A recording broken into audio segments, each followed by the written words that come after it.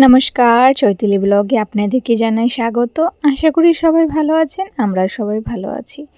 আজ খুব সহজ পদ্ধতিতে বাড়িতে মোগলাই করব, তারই রেসিপি আপনাদের সাথে শেয়ার করব। ভিডিওটা শেষ পর্যন্ত দেখবেন, আশা করি সকলের খুব ভালো লাগবে। মোগলাই করার জন্য প্রথমে একটা থালায় কিছু পরিমাণ ময়দা আর আটা দিয়ে তার মধ্যে রিফাইন অয়েল, লবণ এই সমস্ত কিছু দিয়ে ময়দাটাকে খুব ভালোভাবে ময়াম দিয়ে নেব। খুব ভালোভাবে ময়াম দেওয়া হয়ে গেলে এরপর তার মধ্যে কিছু পরিমাণ জল দিয়ে আটাটাকে খুব ভালোভাবে মেখে নিতে হবে। কিছুক্ষণ পরে দেখব আটাটা খুব ভালোভাবে মাখা হয়ে গেছে এবং আটাটা মাখা হয়ে গেলে বেশ কিছুক্ষণের জন্য রেখে দেব। এরপর একটা বাটিতে ডিমগুলো ফাটিয়ে নেব এক এক করে। আমরা মোট 3টে ডিম ফাটিয়ে নিয়েছিলাম।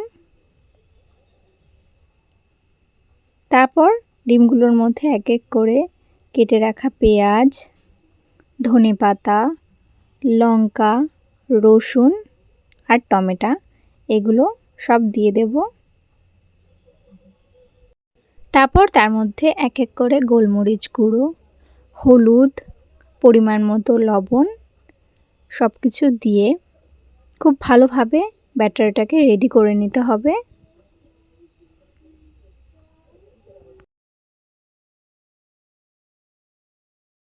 বেশ কিছুক্ষণ পরে দেখব ব্যাটারটা খুব ভালোভাবে রেডি হয়ে এসেছে। এরপর তার মধ্যে বিস্কুটের গুঁড়ো দিয়ে দেব এবং দিয়ে খুব ভালোভাবে নাড়িয়ে নিতে হবে। খুব ভালোভাবে নাড়িয়ে নিলে আমাদের ব্যাটার রেডি হয়ে যাবে। মাখিয়ে রাখা আটাটাকে খুব সুন্দরভাবে লেচি করে নিতে হবে এবার এক এক করে।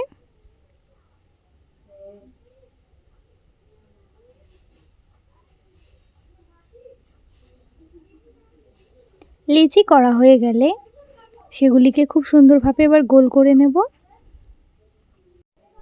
আর তারপর খুব সুন্দরভাবে এক এক করে বেলে নেব। খুব ভালোভাবে বেলা হয়ে গেলে এরপর রেডি করে রাখা ব্যাটারটা তার মধ্যে দিয়ে দেব। চারিদিকে একটুখানি ছড়িয়ে দেব ব্যাটারটাকে আর তারপর চারিদিকে খুব সুন্দরভাবে আস্তে আস্তে ভাঁজ করে নেব।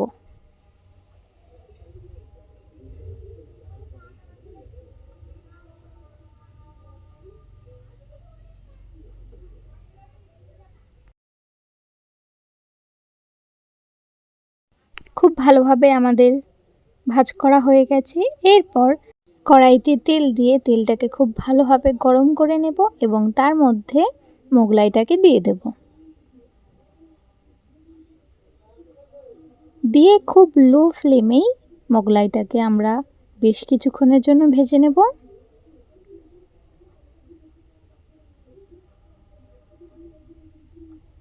আস্তে আস্তে ভাজতে ভাজতে দেখব মোগলাইটার কালার ব্রাউন হয়ে এসেছে। মোগলাইটা খুব সুন্দরভাবে ভাজা হয়ে গেলে এরপর মোগলাইটাকে তুলে নেব। এরপর ওই একই পদ্ধতিতে খুব ভালোভাবে বেলে নিয়ে তার মধ্যে ব্যাটারটাকে দিয়ে চারিদিক খুব সুন্দরভাবে ভাজ করে নেব এবং খুব ভালোভাবে ভাজ করে নিয়ে এক এক করে সমস্ত মোগলাইগুলোকে আমরা ভেজে নেব এবং ভেজে নিলেই আমাদের মোগলাই রেডি হয়ে যাবে। এমনই সমস্ত রান্নার ভিডিও দেখার জন্য একটা লাইক, কমেন্ট, চ্যানেলটা সাবস্ক্রাইব করে আমাদের পাশে থাকবেন। সবাই সুস্থ থাকবেন, ভালো থাকবেন। ভিডিওটা দেখার জন্য সকলকে অসংখ্য ধন্যবাদ।